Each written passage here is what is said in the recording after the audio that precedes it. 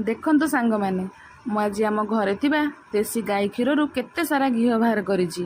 बहुत दिन लानी क्षीर को सिझे सिझे ताधुरु सर काढ़ी फ्रिज रे टिके टिके करी रखी थाए। बो कहले बहुत दिन लानी तो लहुणी रहिलानी दे मु ताको गोळेकी बाहर कर देबी। मु कहले नाइ म तमेने काठ चरकार गोळेले बहुत टाइम लगेइबो। देख मु केमती ग्राइंडर रे शीघ्र बाहर कर दउछि। ताको ग्राइंडिंग करी गोटे पात्र को ढाली देइथिली। आ सबु जाक ग्राइंडिंग कर सारिबा परे फ्रिज रु किछि ठंडा पानी काढी ताधरे ढाली देइथिली। आ ढाली दबा मात्रे से सब ऊपर को भासी उठिथिला।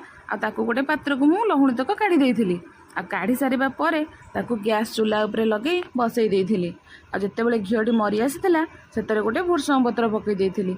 आ मु काहेकि घिओरे भुर्संग पत्र पकईली आपण माने जदि जानिछन्ती ताले कमेंट बॉक्स रे जणातु। जदि मो भिडियोटी आपण मानकु भल लागिछि ताले लाइक कमेंट और शेयर करिवे।